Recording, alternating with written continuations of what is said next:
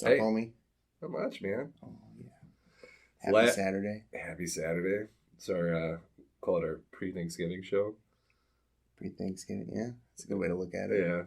Yeah. Pre-record store day. So I guess my first question for you is, why do you hate records? Because they take my money. That's why. Since Aaron doesn't want to go to record store day with me on Black Friday, I'm calling him out. I have not made a final decision yet, but I'm leaning toward potentially not going. I'm trying to bully him into doing it, as a good friend would do. I don't like sitting in the cold either. Yeah? Well, I got those heaty things, those heat things that we break up and put in our pockets that hunters use, know? That's true. Yeah. I got to prep for that, too. That's coming up. Yeah. You like to shoot the things? Yeah. Yeah.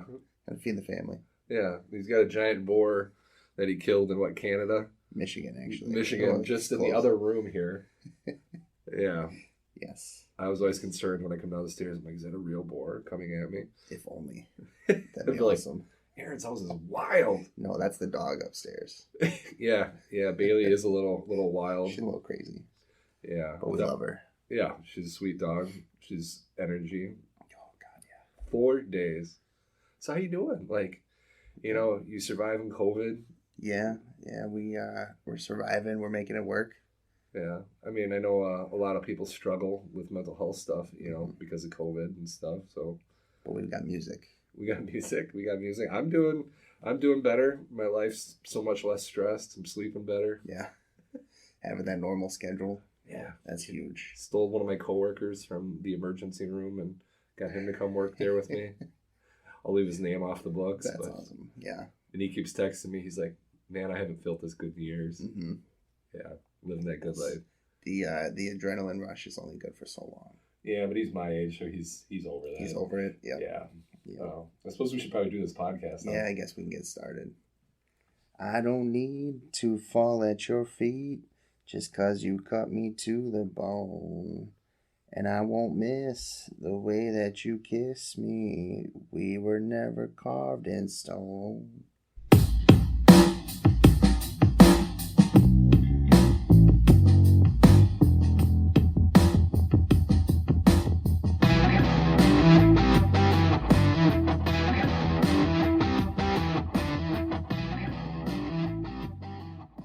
Good morning. Hey, how you doing? You're special. You're awesome. You're amazing. And you're our favorite people if you're listening to this. All 7 of you. All 7 of you. My name is James Dorn. We're coming to you from the Roadhouse. And with me is the guy who cries harder than Dave Grohl when listening to ABBA.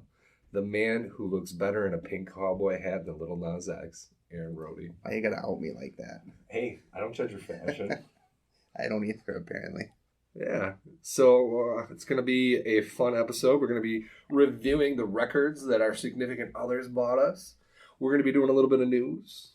We're going to be presenting bad holiday albums. That's my favorite part of this episode, and we haven't even got there yet. Maybe mine will be better. Maybe Aaron's will be better. If you want to tell us, feel free to message us on the Facebook page, One More Record Podcast on Facebook. On that page, there's an email button. You can send us an email. It hits our Gmail right away. We're on Twitter. Whatever you want to communicate with us on. And as always, we are on Apple Podcasts, which our logo is still screwed up on there. They're being super helpful with it. Yeah, as always. Imagine that, Apple. We are on Spotify. We are on the Speaker Podcast app. We are on Audible. We are on Amazon Music. And hopefully I'm going to start looking at getting us on iHeartRadio. Yeah, absolutely. Got to get out there. So I have already told James that if he does not give me the same album that I gave him, I will be purchasing for it myself as well. Yeah, but you said you bought it on Amazon. I did. I found it all over the place. And mine's an out-of-print one. Okay. So I don't think you got me the same one. Probably not, but we'll see. I'm excited either way. All right, so let's go hit up the news desk. So first things first, there is a group out in the Portland area called I believe it's called Music for Portland. They're concerned that the local government isn't doing enough to help keep the music business afloat there. So they put forth a 7-point plan, which includes clarification on city ordinances, seeking to reduce reliance on police for live music settings. They are concerned about the noise ordinances because typically these were used to like break up college parties, but there's no verbiage saying that they can't be used for like concerts and outside venues. So they want to use this program called the Portland Noise Program, which uses science, time, location to decide if the volume's okay and then have them be more involved with it. So my only concern about that is hopefully that they still have good security, because if they don't want police there, we want concert goers to be safe, and people do dumb stuff like try to slip drinks and things in girls' drinks and stuff like that. Or that huge bonfire, was that at a Slipknot concert? Yeah, recently? I did see that. I didn't put that in the news for today, but Man. yeah, there was a fire at a Slipknot concert, and I don't know, like, I didn't read the article. Maybe you did. I briefly kind of skimmed over it. Basically, they had to stop the entire concert just because things got so out of hand. They got new music coming out, right, or something? I mean, so. I'm not a big Slipknot fan, so I'm sure this is probably their first tour in probably 2-3 years after, the whole COVID stuff too. And I'm sure fans are excited to get back out there, but I don't know. I never understood the whole mosh pit at a concert thing. Yeah, I mean, I had been in some once or twice. Yeah, not like a heavy band like that. I think it was at an Alkaline Trio concert. Mm-hmm. Everybody's pushing and shoving, and I hated it. Yeah, it's miserable to me. I was in my 20s, and it was awful. So yeah. not my jam. Mm-hmm. So if you live the mosh pit life, more power to you. More power to you, but that's not for us. No, it's not. Green Day released a new single. I don't know if it was today or yesterday. I believe it was yesterday. Called Holy Toledo. Aaron, listen to it. What's your initial thoughts there, man? It sounds very Green Day-like. Yeah, it said something about a motion picture out there, so I don't know if it's part of a soundtrack. And it could be. It kind of gave off that sound to it, too.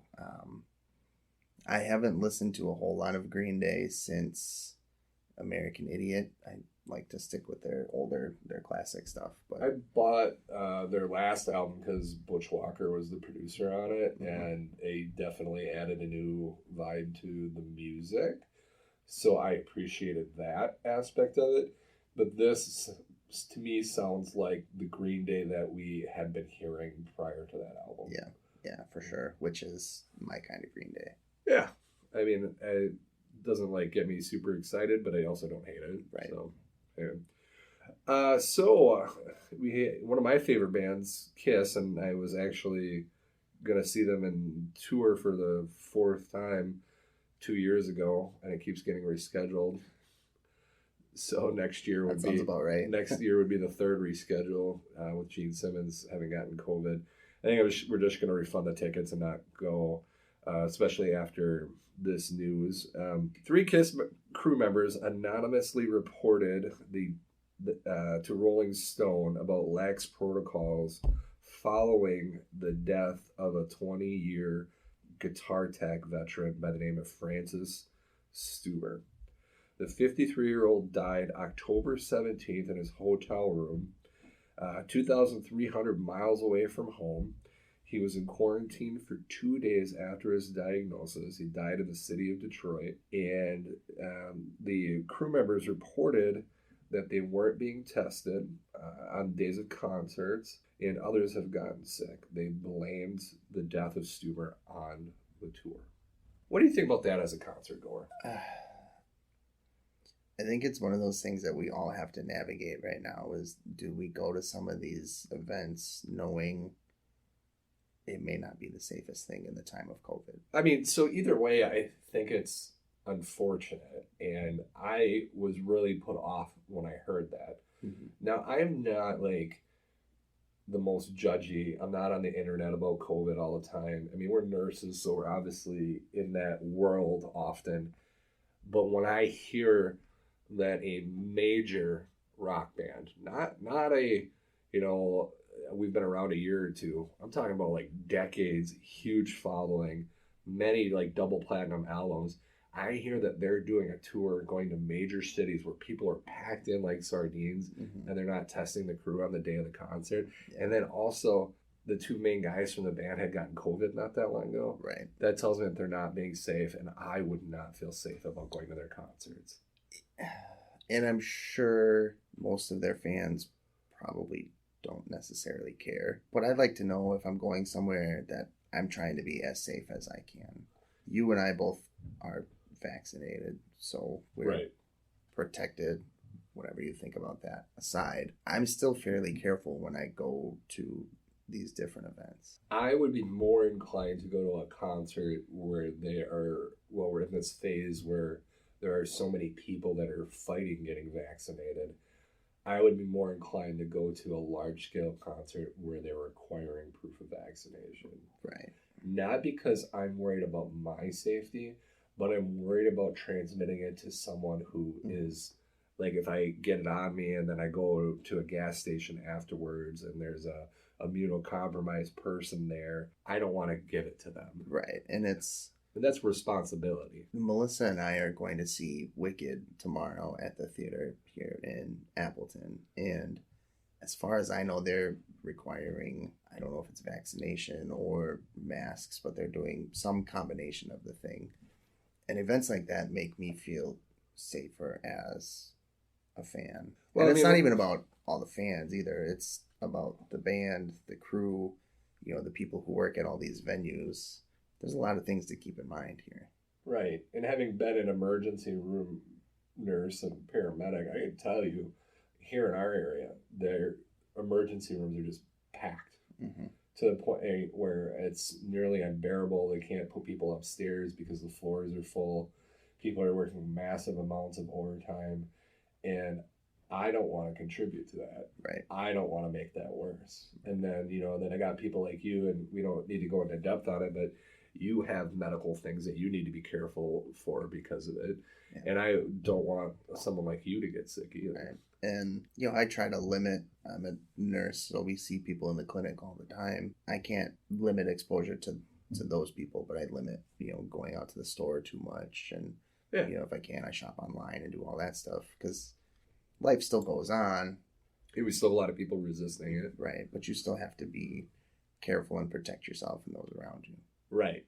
So, bottom line, I'll still love Kiss. I'll still listen to their records. I just can't in good consciousness and support them. Well, and maybe this instance, as bad it is for this guitar tech and his family, maybe they will consider changing things around now, too. I sure hope so. I would think they're almost forced to after that. One would hope. So, anyway, moving on. The last bit of news that I personally have prepared, the Beatles and Led Zeppelin approved their music to be on TikTok. I've never downloaded TikTok. I refuse to, but I thought that was interesting. I enjoy TikTok.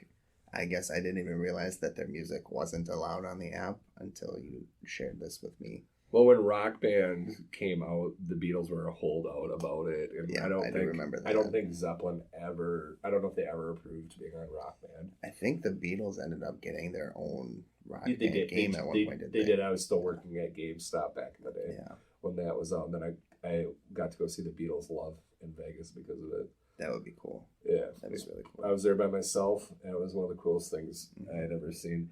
But if I remember correctly, Jimmy Page, the guitarist from Led Zeppelin, was very anti-Rock Band because he wanted people to learn how to play the actual guitar. Which is fair. I respect that. Yeah. All right. So you had prepared something? Yeah. So there have been a couple articles surfacing in the last few weeks and being shared on the record groups that we belong to on Facebook about a vinyl shortage coming right around the holiday season. And doing a little digging, I found that this goes back even into the late stages of 2020. So we're kind of right in the thick of the whole vinyl shortage thing. And when I did some digging, I found a couple different things that are contributing to it. One is, of course, the supply chain disruptions. Apparently there was a facility in California that burned down. That was one of like 2 or 3 facilities in the world that made the big lacquer discs that you could get the master recordings on to make the presses of these other ones. And I do remember hearing about that. I think last year. Yeah, right? I think it was August or September 2020. Yeah. So that's not helping things. Another one are higher chemical prices. There's a lot of things that go into the making of these records, especially when you're throwing the different colors and things in there. And then the last one that's contributing is a kind of spike in demand for vinyl records.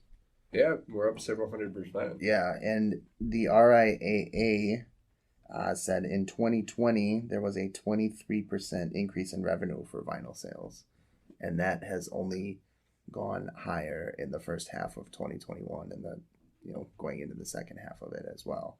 So that's not helping things either. We're even seeing like cassette tapes selling and other forms of collectible media. And I read another article last night that said some of these artists can't get a big quantity of presses made. So it's kind of, I don't want to say forcing them, but it's kind of nudging them to go into the CD and the cassette world too, because there are a lot of people out there who still like the physical media or something to throw on a shelf and something to collect. It's not just about digital streaming. This is where I'm physically raising my hand right now. Yes, yeah, I like the digital, or not the digital media, the physical media. Stuff, absolutely. And that's making a comeback now. Maybe not necessarily in the Midwest here, but in different part of the country and the world. So that's not helping things either. Yeah. So we shall see. I know Adele's album was one of the big ones that they were saying there might not be enough presses to go around. But. So yeah, if you're an Adele fan, and you got a shop by you that pre-orders, or if you're gonna go on Amazon and pre-order it, do it soon. Yeah. The other thing that I was thinking of, and I couldn't find a whole lot on this, is some of the newer presses come out on 180 gram vinyl, and I'm sure that's harder to make than some of the. Oh yeah, the thinner, the lighter weight ones. I think it was it like 140 gram was the standard previously? I think so. Like back in the day. I'm sure that's got something to do with it too. It's a harder process, a longer process. Yeah, and honestly, after opening a lot of newer presses, a lot of them come out warped, like right out of the thing, and then also there's nothing more disappointing than opening a new record and finding a warp. And it happens at least conservatively 30 to 40% of the time. To me, it's frustrating. Mm-hmm. And like I'm going to be going to our local record store to try to return a record that I bought. It's the record company is Play Loud. It's this clear glass version of it, which is a limited version. And one edge of it is all like jagged, and then there's a crack starting in it. And of course, I didn't keep the receipt. Yeah, I don't even think I took it. That garbage can right outside the door kind of hurts sometimes. No, I don't even think I took it. I think he said, "Do you want the receipt?" And I said, "No." Yeah, I usually don't take it either. I don't want to know how much I spent. Right.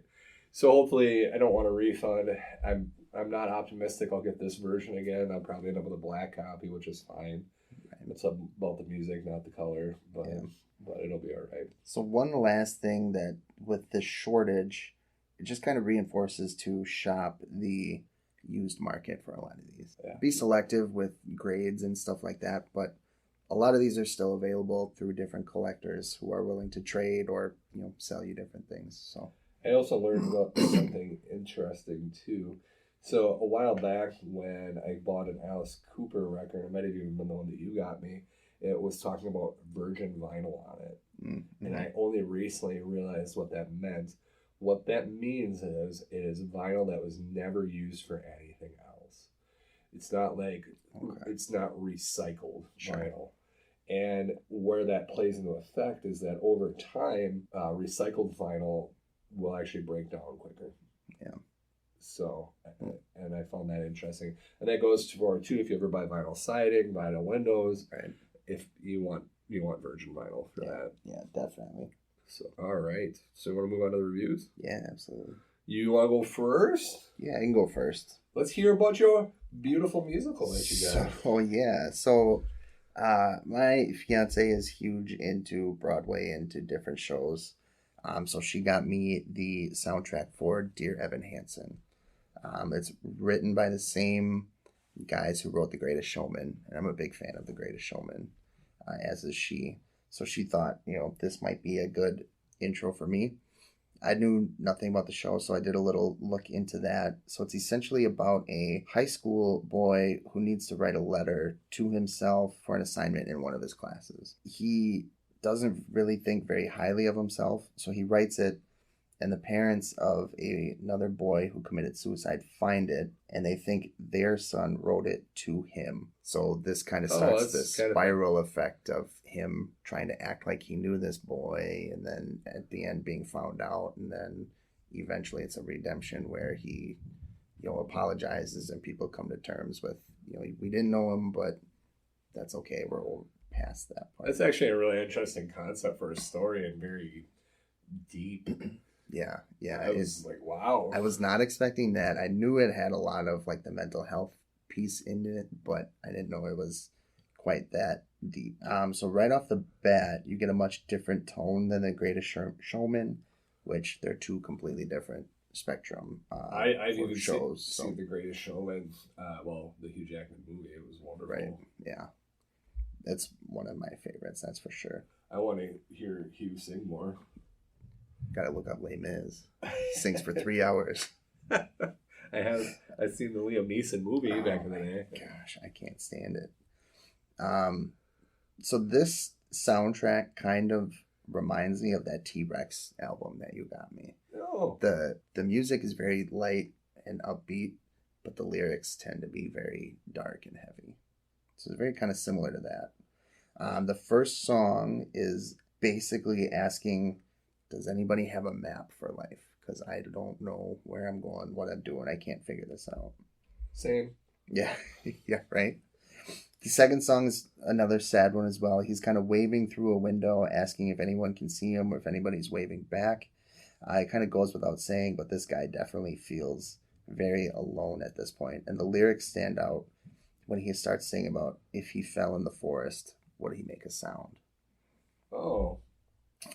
That's interesting too, throwing back to that, right, tree in the woods thing. Right. So there's a lot of stuff that comes to play. Some heavy concepts. It's very creative too, which I enjoyed. The next song, Sincerely Me, is the comic relief for the show. Comes after a few heavy songs and just when it has your head spinning. There's a lot of little jokes and pokes and prods in here to break things up a bit, which we all need at some point. Another song is Disappear. This one really hits hard. Nobody deserves to disappear. Nobody deserves to be forgotten are the lyrics that stand out. This is the chorus here. It's basically saying we all have an impact on others, whether you're a best-selling author, the president or CEO of a company, or just a neighbor, a friend, a brother, a sister. You never know who you have an impact on and who needs to hear they appreciate you, remember you, and that you made a difference. And I think that's something we all need to hear as a reminder sometimes. The last one that sticks out is called Words Fail. This is a song that kind of encapsulates the whole feeling of the show. So in this song, he's basically found out that he did not know this other boy. I'm guessing he gets confronted, and this is kind of his apology song. This is basically saying he had never been in that kind of spotlight before, had that many friends, had those type of people in his life, and he was taking advantage of that. And he knows he can't say sorry enough and save his reputation at this point, but he's saying, I screwed up, I'll own it, I'm sorry. In the finale, he writes another letter to himself, telling himself he's going to have a good day, be himself, and it's a happier feeling than the one he wrote at the beginning, yet it's still humble. The last words they leave you with is, all I see is sky for forever, which I think is another good reminder that life's always in front of you. Keep on moving. This one was actually kind of hard for me to listen to. We recently had a family member's brother pass away to suicide, and of course Melissa didn't know that was going to happen before she got this album, but it kind of put things in a whole new light, a whole new perspective for me. So my dad committed suicide when I was a baby, so it's I got a heavy concept for me as well. It hits home really, really hard too. I enjoyed the music on the record. They just released a movie of this musical as well, so I'll probably end up checking that out. If not, going to see the show. It's kind of tricky to review soundtracks, but I definitely enjoyed this one. For the regular questions, would I have bought this on my own? Definitely not. It would have potentially been something I would have bought to listen to with Melissa, but that's about it. Will I be keeping it? I think I'd probably get yelled at very harshly if I didn't. If we walked upstairs and like, we're the exclusive company, I'm gonna go return it. I'm gonna go sell this for like a quarter of what you paid for it. But otherwise, yes, I would definitely be keeping it. I do enjoy the music. It's probably not something that'll get a ton of playtime, but it'll get some playtime. Yeah, you gotta be in the right mood for music. Oh, yeah, especially one of this nature. I don't listen to a lot of them, but that's kind of how I feel about it. It's like same like a soundtrack. You gotta be in the right mood for a soundtrack. Right, and I come back to the Greatest Showman soundtrack quite a bit when I don't know what to listen to. Yeah, but wasn't a that's... lot of that written by a pop band? Yeah. So it doesn't play like a soundtrack. No, it doesn't. Yeah. All right, you want to save the Christmas albums for last? Yeah, we'll save that for last. Sounds good. So for my pick, my wife picked me a Mavis Staples album. So if you don't know Mavis Staples, she is a classic R&B gospel singer. She is also an actress, and then she's done a lot of work with the civil rights. She was born July 10th in 1939 in Chicago, Illinois. She began her career in 1950 with her family group, the Staples Singers. She's been inducted into both the Rock and Roll Hall of Fame and the Blues Hall of Fame. Oh, that's cool. The album is entitled "We Get By." It was released May 24th of 2019 on the record label called Auntie. This is her 14th studio album. At present day, Mavis is currently 82, so if I'm doing the math right, that's probably like 79 when she released this album. Mm-hmm. The album cover features a photograph called "Outside Looking In" by Gordon Parks from his 1956 photo essay, "The Restraints, Open and Hidden." It was featured in Life magazine. It documented everyday activities of one extended African-American family in the rural South under Jim Crow segregation. If that's something you're interested in learning more about, you can find more information on the website gordonparksfoundation.org. The album was written by singer-songwriter Ben Harper. The two had previously worked together on Staples' 2016 album, "Living on a High Note." Staples had said about this album, "These songs are delivering such a strong message. We need to truly make a change if we want this world to be better." Did she live up to that statement? Let's find out. So the first track, "Change," hits the ground running. Nice straightforward blues riff in the background. Mavis's voice is stellar. She makes me feel like I should be going to church to testify. The song has a classic tone, which in this modern era is extremely refreshing. It's a great message, and it honestly, if you listen to the song, it's exactly what you would think it'd be. She's talking about how, we need to change the way the world is, and I can't help but think she's largely speaking to the African American audience, and of course anyone else who's open-minded. Track 2, "Anytime It Slows Down." Musically, it sounds like what the band Lake Street Drive tries to capture. The bass line is the real star. The guitar is so smooth. It feels like the spirit of Pop Staples was in the studio. The vibe is akin to the Staples classic, "I Know a Place." Do you know that song, Aaron? I do. I know a place. I'll take you there. I love that song. It's a great song. Track 3, "We Get By." This is the title track. It actually features Ben Harper. It is a positive song. It's a duet about surviving hardship and supporting each other. 100% positive, no anger. This is a great song for a Sunday evening chilling at home. Track number 6. After a couple deep, slow songs, track 6 kicks in and brings you back to church with this country-infused hand clapper. Mavis tells us it's okay to change, it's okay to cry, and it's okay to pray. The guitar is beautiful, but never overpowering. Track number 8. Mavis tells us the things she doesn't need because she has a love for you. She speaks about God talking, and it's not for her to say. I apologize. Let me rephrase that. She speaks about God taking from you, and it's not for her to say why that is. She repeatedly speaks about how nothing is stronger than her love for you.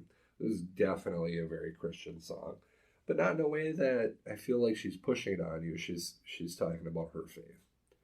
Bottom line, I was impressed by both Ben Harper's writing ability and how well Mavis's voice is held up at the age of 79. Beginning to end, this album is positive and upbeat. It calls for a return to optimism and support, and when I hear it, I long for the world to return to the simple values our country has lost. My wife not only picked a great album, but she knocked it out of the park. So would I have bought this album for myself? I think I would have probably been more inclined to dig into the Staple Singers back catalog than I would have probably to check Mavis out. Will I be keeping it? Absolutely. And this will probably make its way into my moderate rotation. I definitely like to go down the soul gospel train on a pretty regular basis. And I can see you getting into them pretty good. Yeah. So definitely a great pick. I think they both did well here. They did. All right. So the Let's get moment that we've been waiting for. Christmas albums. This has been like 2-3 weeks in the making here. Yeah, we were excited to do this, but as time went by and we found it. So, do you want to talk about, without telling me what it is, how did you find mine? So I didn't know it existed. I actually saw it on one of Armando's videos that he did, saying, I've got a bunch of sealed records I'm looking to sell. And it happened to be on there. I've seen it from a couple different other people who sell on the Second Chance Records page as well. I got it from Amazon. I didn't get it from any of the sellers, but that's how I came across it. And I'm like, I want that for myself. Let me get one for James too. So I literally Googled bad Christmas albums. And I was like flipping through, and it was like stuff like William Hung's Christmas. And I'm like, no, that's going to be awful. Mm-hmm. It was these random ones from the 70s and just all this stuff. And I'm like, I think there's two ways to go. There's like poor taste, and then there's poor quality. Yeah. And I definitely, I'm like, I'm not going to get Aaron a poor quality one. I'm not going to get him something that makes it painful to listen to. Yeah. I also went poor taste. Yeah. And I will say, mine has a parental advisory sticker on it too. Oh, I think mine's out of print and it's a promo copy. So I'm going to get, but it's in great condition. Like it's mint. I got it off eBay. Yeah. So why don't you give me yours first? So I don't know if you're a big South Park guy. I like South Park. I got you Mr. Hankey's Christmas Classics. All right. So on the front, we got, it says Mr. Hankey's Christmas Classics, and it's got Mr. Hankey in a little tiny chair. Looks like it's probably, well, maybe not clay, but it definitely looks like clay. So for those of you who don't know, Mr. Hankey is the Christmas Pooh from South Park. All right. And there's actually an awful lot of songs. There's 8 on each side. Some of them are short. Yeah, that's short. What I would expect. So, of course, there's the classic Mr. Hankey, the Christmas Pooh. Merry effing Christmas. Then there's Santa Claus is on his way. O Tannenbaums, as sung by Adolf Hitler. That's the one that got me. I'm like, okay, I have to do this. All right. So Aaron, you love the rap music, right? I do. So I got you Colt 45 Christmas. Why don't you? I'm gonna let you read that title. Oh boy. I did look at getting this one too. Yeah, why don't you read that title, buddy? Christmas at Luke's Sex Shop. So it's featuring Luke, the 2 Live Crew, Poison Clan, and Jiggy G. Why don't you read some of the titles off the bat? Because there's a few of them that are pretty spectacular. Ho Ho Ho's. 2 Live Christmas. I think I've heard that one before. The Christmas Freestyle. Jesus is Back. Black, isn't it? Jesus is Black, yeah. Christmas Spliff, Christmas Fucking Day, and Christmas Time Mega Remix. So, yeah, this will be... I listened to it on Spotify, and I was yours has the advisory sticker as well. So. Please describe the front. It's There's a guy wearing a swimsuit. He's got a winter hat on, his glasses, his fur, and then he's got three women around him. I'm guessing they're just waking up, reading a book. This is going to be interesting. It's actually not musically not bad when I was listening to it. It's just horribly offensive. Yeah, I would say. The back's got a bunch of snowflakes on it. I mean, it screams Christmas. That's so sure. Please, whenever your parents come over for Christmas, this is like, what I need to play. I'm going to be like, we need to put a Christmas song on. That's awesome. This is what I'm going to listen to when we put up our tree this year. That's great. Sorry, I was just like... I don't feel so bad about that. When I got that, I'm like, oh man, I don't know if this is going to work, but I think you'll be. No, I think this is good. I think this will be a good, solid tradition for the future. Yeah, for sure. And they had a colored version of that, but I couldn't find it in stock anywhere. Was it brown? It might have been, actually. I'm going to be surprised. I'm going to be disappointed if the colored version wasn't brown. I think it was brown and it had a Christmas tree on it as well. Nice. But yeah. All right, so let's close things out. Anything you're looking forward to down the pipeline? Nothing jumps to mind right now except for next Friday. Yeah. It's a album that we both have kind of been waiting for. Silk Sonic. I don't remember what the name of it is, but their full album is supposed to drop on November 12th. Yeah, Bruno. They got to it. It just took a while. Yeah. Did you get a chance to check out that song I sent did not. I'm probably going to listen to it while I drive over to the exclusive company to return my damaged record. Hopefully. I liked it. I still think that first single they had is their best, but I like this one as well. I think the whole album's going to be good. I'm definitely looking forward to that. And then I got I already ordered it from Armando the 10th anniversary of the Black Keys El Camino 5 LP version, which retails for quite a bit, but he's cut me a deal on it to pay me back for something. So I got it for a good price. Got like a whole extra concert on it, and I'm just like, yeah, I'm excited about that. And then maybe I'll get the Nirvana Nevermind one that's coming out too. So I when I was doing my research for the vinyl shortage, I heard that Nirvana album may have been pushed to May of 2022. Oh, I don't really care if that's the case. I mean, I am honestly, it's just one of those ones where I'm like, it's a classic album, so I feel like I need to have it in my collection. Yeah. But I can literally listen to it anytime I want on Spotify. So. What's the other one I have coming? I have Men at Work coming. Yeah. Very excited for that one. I don't know how often I will listen to it, but that will definitely get more playtime than Wham. That's all I can say about that one. I think let's see what my total was here. I'm getting close to 500. Let me see here. So I just I got a stack of some random like cheap used ones that I got from Josh, and then some fillers I got, and a couple of them were free. So I haven't really looked through them, but I'm present day I'm set at $4.90. And I am at $2.95. So I've got some work to do. Well, not a competition. So anyway, that's all we got for you. That's all we've got. We hope you have probably by the time this hits there, had a beautiful weekend. Beautiful weekend. It will be out before Thanksgiving, but we don't know if we'll get a second album recording before Thanksgiving. So if not, happy Thanksgiving. Eat the turkey. To anybody who is a deer hunter, have a safe season. And always remember, there's always more vinyl. There's always more vinyl.